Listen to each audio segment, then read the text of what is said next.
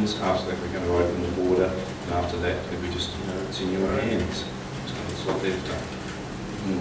So that was sort of the track I was going to get on about with us showing next year is going to determine how many more outbreaks there are of the disease. Well, it sounds a bad thing to say, but probably, my opinion is the best thing that could happen is if, because I think it's going to spread to all the states, if it could just spread to all the states really quickly. And because then they'd all just be vaccinated and the national would occur. It's going to be hard for it to get down to Tasmania, I think. We're pretty well spread through all the mainland states, I would say if the guys are vaccinated and there's that one guy that hasn't vaccinated somewhere, that's right. We've got a potential to cross-contaminate those birds and they've got to show in another 2 weeks. That's the problem. Up again, yeah, that's it. That's the problem. So do we need at some stage to have a certificate or something from DPI or you? No. Well, the only state that's requesting or requires a permit from the DPI is New South Wales. Yeah, all the other states are just individual.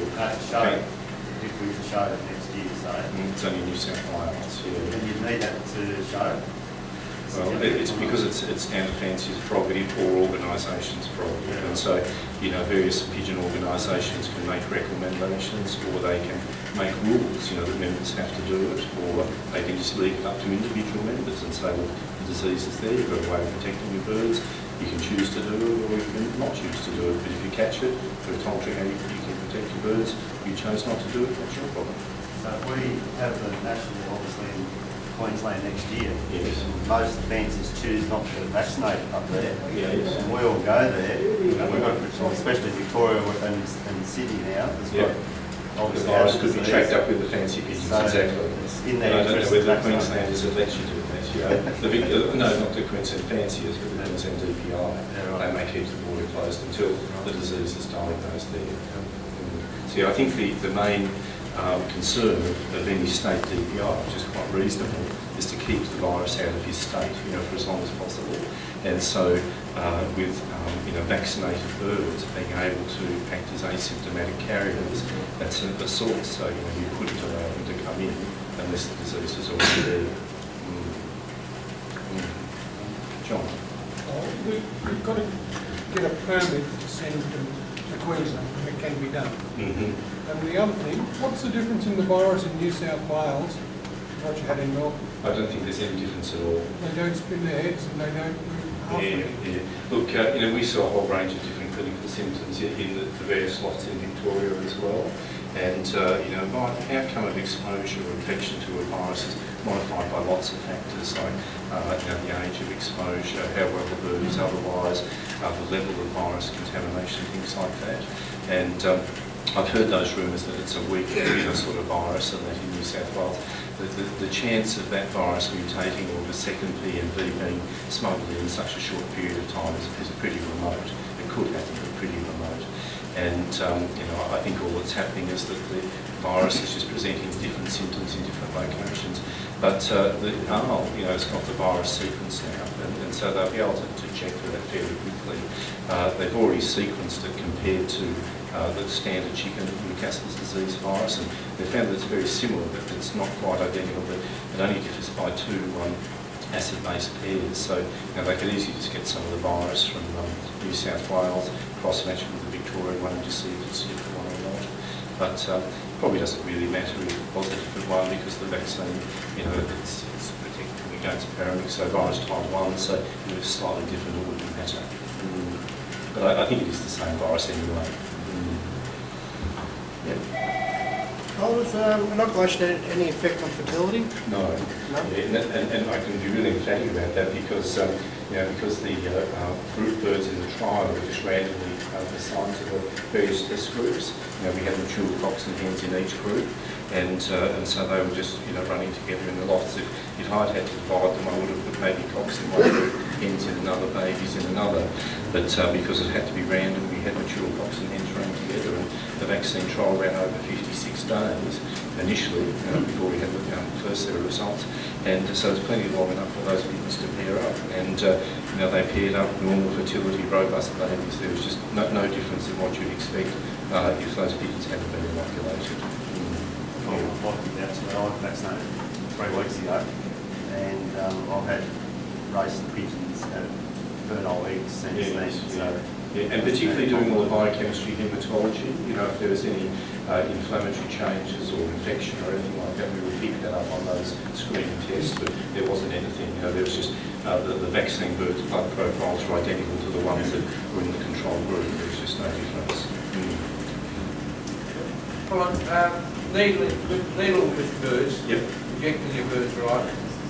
Now, you know, I've done my birds, right, but if I have a sick bird that looks sick, and I inject that first, should I pass that sickness on to Through the blood? that to the other birds if I don't change that needle, Yes, definitely. or do it? No, better off doing all the clean birds first and then inject it. Yeah, look, that's one of the things with people do that with pigeon pox as well. You know, I find that really amazing because what people do is they buy a single vial pigeon pox and they mix it up, you know, and because you can do like 500 pigeons out of a 100-dose vial, they go and do this lot and then they do their mate's lot and then they do that. And there's so many bloodborne diseases in pigeons, like I can think of Serco, chlamydia and salmonella. There's 3 straight away, plus less common viruses and now PMV. And so if you're the last cow off the rack in that, you're inoculating your pigeons with every bloodborne disease and they're off before them. So that way people understand the needles. So people spend hundreds of dollars buying a pigeon and then share a vial to save $4. You know. So that happens. Colin, with the effects of the virus, I know a lot of birds died differently anyway. They didn't show some symptoms. Exactly, that's so Yeah, much the well, point. And the autopsy changes, as a veterinarian, which is scary, you know. And these pigeons that say 4 days earlier have been clinically normal, we would autopsy them, and the inflammation in the lungs was so severe that the lungs, instead of being pale pink, were actually deep red. And you dissect the lung out and pick it up, and it would literally drip inflammatory fluid. It was that inflamed.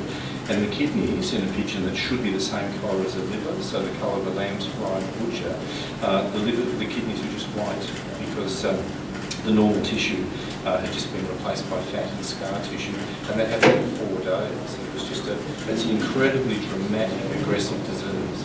So therefore, in Leslie's case and John Shaw's, Yes. is there any damage on their birds that survive? No, I can't speak specifically from Australian cases, but extrapolating again from the overseas literature, because the carrier state doesn't occur, the changes are all meant to be reversible. And the interesting thing is too, that even those pigeons, because recovered pigeons, often the virus will move to the brain, and so you get a whole range of central nervous system signs, so they're staggery, you know, wobbly on the feet, cartwheels, head twisted around, just like, you know, pigeons with paratyphoid. You know, the interesting thing with pigeons, of course, is they have stem cells in their central nervous system, so the dog, the cat, or human, if they damage their brain or spine, when they clinically improve, it's because adjacent areas learn to take over that function rather than the damaged area actually heals. But in pigeons, they can grow that area back. And so they can be very bad. You know, one of John's pigeons, because John's only 200 metres across the paddock, he had this grizzle hen that was like sick for 6 weeks, a very good pigeon, and she was at the stage where she was so paralysed, she was just lying on the floor, was unable to blink her eye, and her eye just filling with dirt. And John was picking her up and hand feeding her each day, and she ended up recovering. So they're always worth persisting with. And I'm sure there's going to be some that, maybe there's a lot of scar tissue and things like that. And, there may be some compromise. Some of the, I was speaking to John Kastnersak, who's a Navy vet who practices in New Jersey, and he said that the ones with central nervous system damage, they recover. He said even though they seem normal, maybe they're not quite the race birds that they used to be, but still pretty home from the races, you know. So I think they're always worth persisting with. And the carrier state doesn't occur, so as they recover, the virus is cleared. So, and it's not a particularly stable virus in the environment as well. The DPI did monitoring tests on contaminated environments, and initially they thought it would only survive for 30 days, but then they did further tests and identified up to 60 days. So it's thought to only survive in environment for up to 60 days, which is quite short term, really, when particularly compared to, say, pigeon circovirus that can be up to 6 months. Excuse me, Colin. I vaccinated my birds after the first shot. One of my jacobins had a lump come off on its neck. Yes. And Mark was with me on the second injection. he just squeezed it, and this big lump of stuff come out like canker. Yes, Big yes. lump come out of it. But the bird was perfectly healthy, it was Yes. eating, drinking. Yes. I killed the bird because I seen that, and another pigeon I Probably vaccinated, like a racing pigeon. The feathers fell out the side of its neck, and a scab come there. Yes. But the bird's healthy now, it Yes. never lost any weight, it kept on going. We just jabbed it the second time, Yes. 2 days, Yeah. and I put some of that betadine on it, you know, that brown Yep, betadine. yep, yep. It dried the scab up, and the bird's good. Yes. So Yeah, I think, to- it's good that you brought that up as well. The preferred site to inoculate them is at the back of the neck. Like the injection has to go under the skin, so it can't go into the breast muscle or anything like that. If it goes deeper, it's not working. And even though you can put them in that loose fat skin, you know, between the leg, inside of the thigh and the body, it's a very small potential space. While the skin on the top of the lower part of the neck is much thicker, you can get into that subcutaneous space easier. But there are lots of vital structures there, like you can put into the spine. You've got the 2 jugular veins, the 2 carotid arteries, the 2 vagus nerves, the crop, the windpipe, all of those things. If you hit them, you're likely to introduce infection and contamination. So it is a little bit tricky. And I found myself when I first started as well, like the first 3 or 4, a bit slow, a bit awkward. Then after you've done 10, you get a bit quicker and you get into swing. But I would think that probably what you're seeing there is not so much a reaction to the vaccine, but maybe the edge of the needle sort of touched the crop or something like that, and probably you've got a little bit of sort of crop content leak up under the skin, and that's introduced infection, or into the windpipe, and the same things happen. You've got to remember that pigeons' white blood cells don't have the enzymes to produce pus. You know, they don't produce a liquid mammal pus, so avian pus is that big cheesy material that looks like canker. So if there's infection under the skin, you get a big yellow ball and stuff. So just infection somewhere. The pigeon skin, healthy pigeon skin is virtually sterile. So there's no real need to sort of wash the skin before putting the needle in. But some people will put disinfectants there as a wetting agent to sort of part the feathers and see where you're going a bit more easily. But there's no real need to clean the skin though. Yes, I was Mark. saying it was at the back of the neck, where it was, and would it be also the contract with the provide further quality when it goes into the normal version, small jackets got more feathers there? Yeah. Would that be an interference in the root of it? Yeah, you might have done that, and see, like with a show home, a really sort of heavily feathered bird, you know, it wouldn't be too hard with the numbers we do to say put a vaccine through a feather follicle or something like that, and you might carry a bit of feather debris under the skin, and then you get a splinter type reaction. That I think with the vaccine birds, like I know it was only 60, but we did, you know, the vaccine or the trial protocol stipulated that all those birds be got out and meticulously examined, you know, for a vaccine reaction. And I couldn't identify any in any of them, but because of the thousands that we do, I think no matter what care you take, there's going to be somewhere the needle hits something or it's misdirected in some way. But we just accept that. I think, you know small sort of error, rate. Yep. Okay. Just on cleaning the equipment. Yes. Yes. Way to clean the garden. Well, I think with the syringes that you're using, you're probably just best to discard those. Like they cost 7 cents each, and you can get some fresh ones of those from a chemist or a veterinarian or so. With the gun though, probably if you just scalded with water or stood it in something like F10 or chlorhexidine and just dried it, I think that'd be fine. It's really just the needle and the actual container for the vaccine. But just scald it or soaking disinfecting be fine, but I discard the needle. Just another question. Just say I haven't vaccinated my pigeons. Yes. And you asked me to judge your pigeons, and I judge your birds, and just say your birds are a carrier, and I've looked at them, learned. Could I carry it back to my own life? Of course, yeah. So it's spread in saliva, blood, droppings, anything like that. So people who walk through a contaminated loft and went to their own loft if they weren't vaccinated, just track it on their droppings, things like that. On the soles of their feet, sorry. Yeah. Oh, can you just broaden that, all the things that can carry it? Yeah, so any discharge, it's not meant to be associated with feather debris, which some viruses are, like circoviruses, for example, but it's any discharge associated with an epithelium, so saliva, tears, droppings and blood. and can survive for 60 days in the environment. And so if you handle a pigeon and pooed on your windshield or something like that, and you didn't wash it, it could be there for 60 days. Or if you walk through your own loft and you had it in your loft and you had droppings on the soles of your feet and you walked all through a show, you could take it to the show. We touched on that. How have you found most cases get infected? How have lofts become infected? Yeah, that's really a really interesting question, because a lot of the lofts we just don't know. We had some really interesting ones. There's one guy who you would know, a guy about 60 who hasn't raced for about 15 years, keeps the birds confined all the time, and just breeds a small number of youngsters each year, which he gives away for other people to raise, and he got the disease in his birds. But he did have, this white feral pigeon that used to come and sit on the edge of his loft, and he used to give it a bit of food, And we did have one or two guys who, although the birds had never been out, hadn't visited a loft for over a month and hadn't had any visitors, but he had a number of the streptopelia doves. And so whether the doves were carrying it asymptomatically, he walked through their droppings and walked it into the loft or so. You mentioned that the virus can last for up to 60 days in the environment. Yeah. What's the most desirable attributes for the virus to survive in?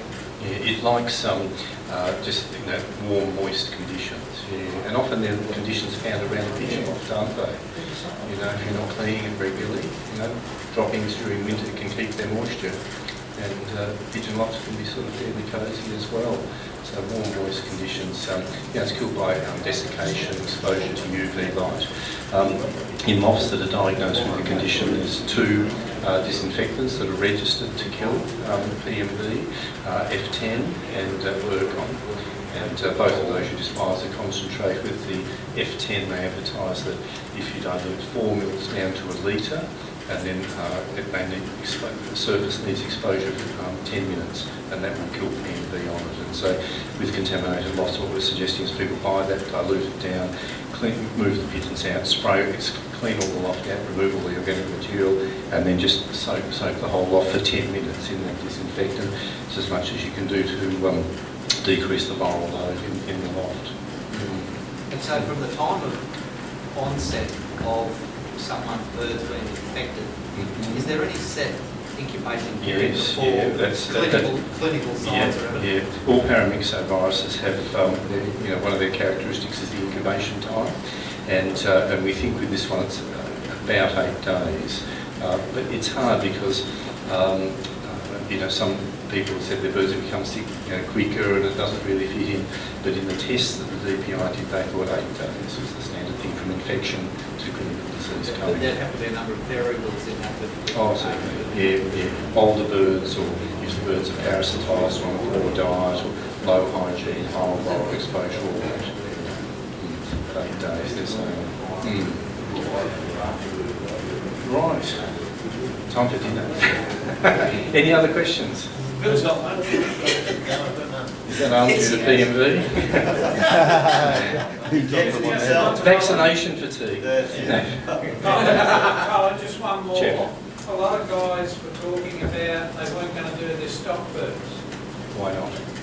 Because this is what they were saying at first. If you're going to vaccinate, you vaccinate all your birds, because you can spread it by taking your birds to the show. To my way of thinking, the stock birds are the important birds to save. Yeah. If you lose the babies, you lose a year's breeding. The stock birds are all the genetics you want to keep, And, with the vaccine being shown to be effective, safe and cheap, you can use it during breeding season. There's no reason not to do it. Just common sense.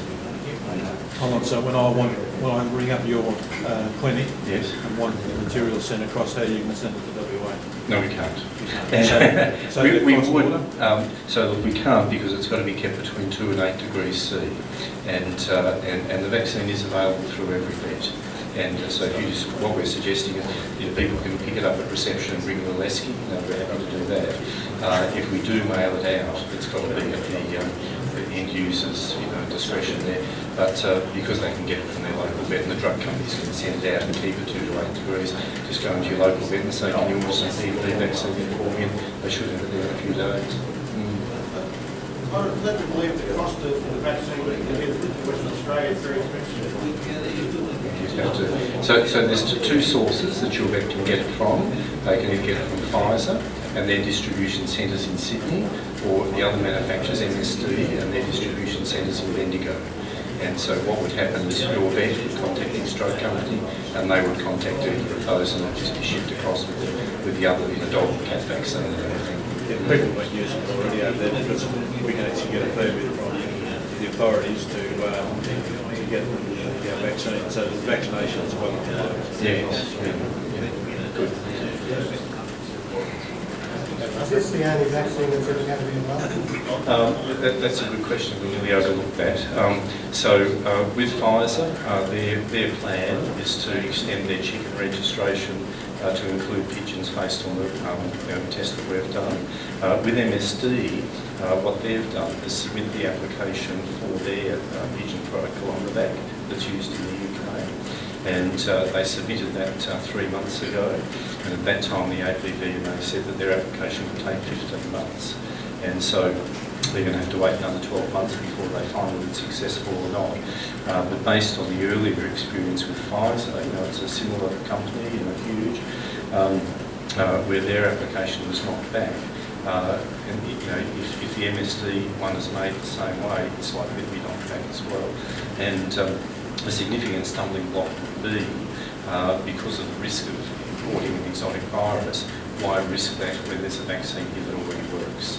So we just have to wait and see. But if that vaccine overseas that registration is successful, we may well move to that. And the reason is that MSD's big selling point is that birds who are inoculated with that, if they do become infected with the virus, they're much less likely to subsequently shed it. And so, there's less tendency for a vaccinated bird to asymptomatically spread the virus. And so that might be a significant benefit. But I guess we just have to wait a year to see. It might be nice if that became available and we have a choice, products. Just on that same line there, Colin, you can get the 3 and 1 overseas. Right? I'm just saying, would they be mixing the pigeon pox and that as well? I think the pigeon pox that they mix with the PMV now is a killed pigeon pox. We use the live one, so single immunity, single shot confers lifetime immunity. With the killed pox that they use, they have to booster it annually. Yeah. But I think, I know that the one that they're seeking to bring in now is just the pure PMV one. And I think the reason they're doing that is that the more complex the vaccine is, if it's got pox in it or it's got salmonella in it as well, it just makes the registration process that much more difficult. Okay. So I think they're just going to go with the straight PMV. Okay. Along a similar line, so import, export, what's the likely issues with either export or import? Yeah, that's a really, we were talking about that before, our drinks. And look, this has opened up a whole range of things. I'm actually the Australian Veterinary Association's representative to the Victorian DPI for advice on import labeling protocols. And when I was up speaking to Dr. Skip at Canberra about the PMV vaccine testing, I raised this point. And this is a bit of an aside, but one thing we did do about 18 months ago is we had some pigeons that had been imported through Spotswood, race birds, and we thought, people have always said, they come out and they molt strangely, they're not as fertile, or they get sick afterwards, and we thought, well, do these pigeons as they come through Spotswood, is there any problem there? And so I contacted one of the testing companies that we deal with often, and they donated a whole range of blood profiles to us. And so some friends of mine imported some pigeons, and so we just got them out of the quarantine facility, put them in a cardboard box, cleaned the cardboard box, hadn't had any pigeons in them before, brought them straight out to the clinic, and we crop flushed them, fecal smeared them, and drew blood for complete blood counts. And so we did complete biochemistry and haematology on these birds. They're all quite normal. There was no detectable side effect from the altered photoperiod, the extended confinement, all the drugs that they'd had. But when we screened them for the common diseases, all those pigeons had wet canker and coccidia. And one of them actually had salmonella as well. And so I contacted Colin Walker at Spotswood, And I said, these birds have infectious disease, and they've just come out of Spotswood. And she said, look, we're only interested in stopping exotic diseases getting into the country. These diseases are here already, it doesn't matter. And so what that means is that if you imported a bird, you didn't have salmonella in your loft, and you imported a pigeon, you could get salmonella into your loft through an imported pigeon. But the interesting thing was that at last year's Avian Vets Conference, which was in Canberra, there's a guy called John Peters who's done his PhD of all things on flatulent infections in pigeons and doves. And what they can do now is actually speciate the type of trichomonid by, I think, the PCR. They can do its DNA sequence and tell what type of trichomonid it is.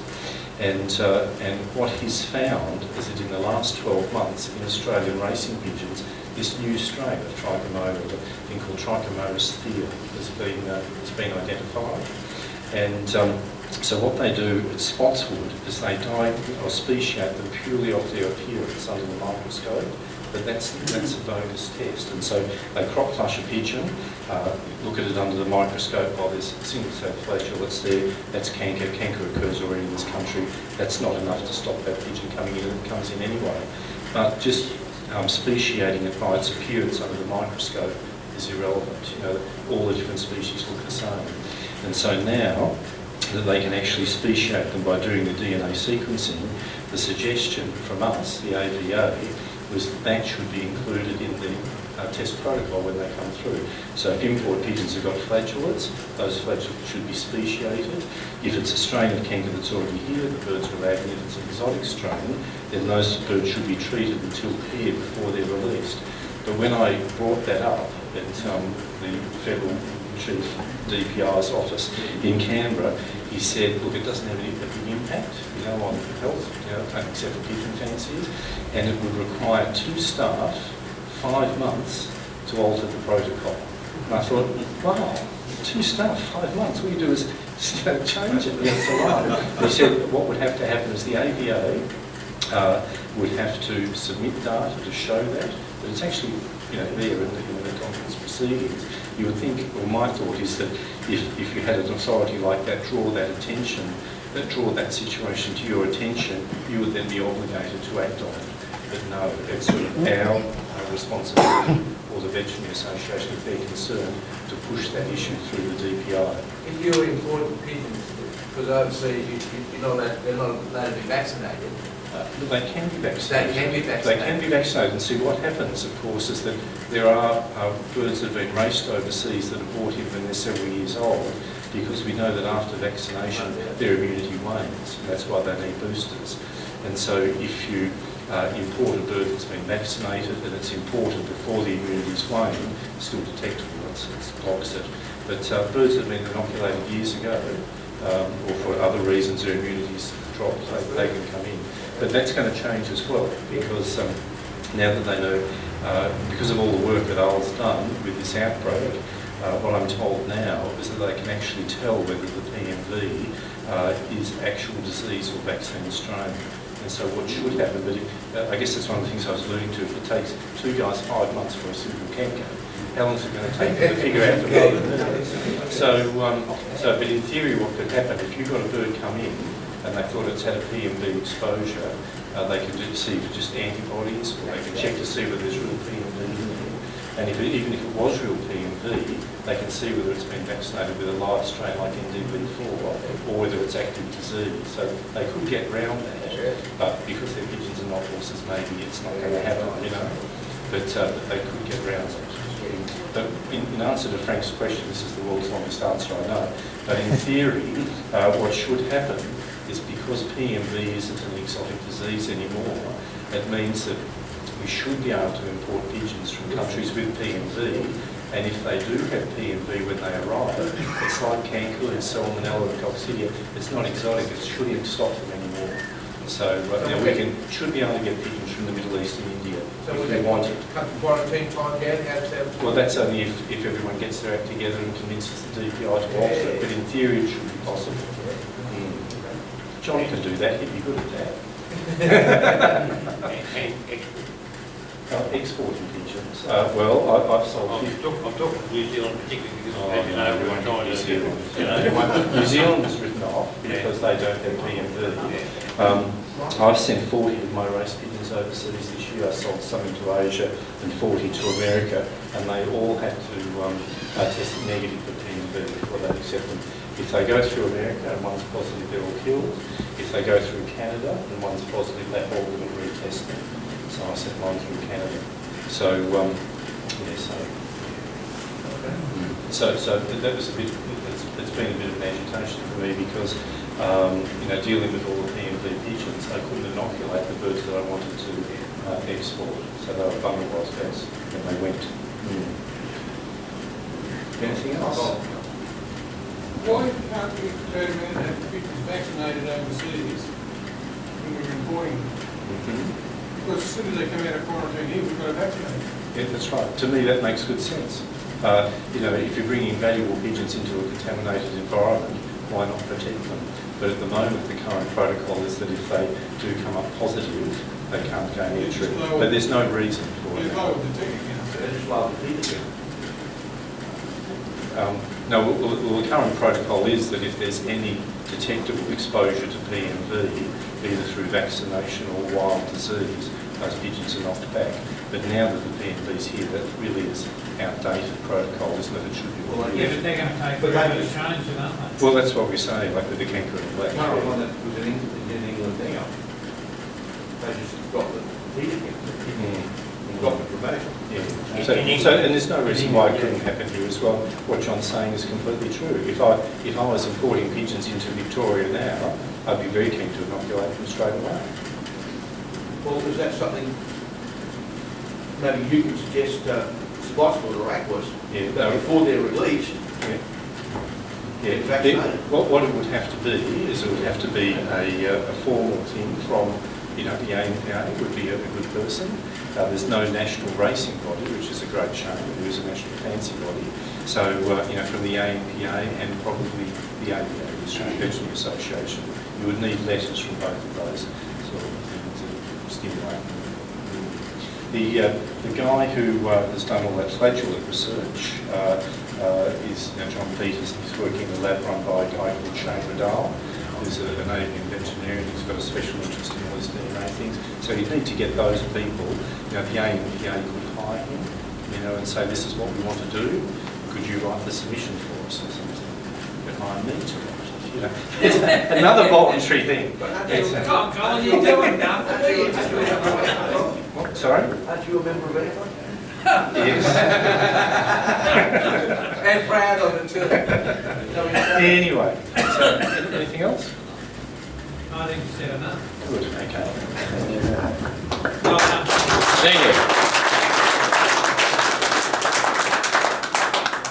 I have to say that I heard a lot of people here today say, I heard it all before, but you haven't heard all that before, have we?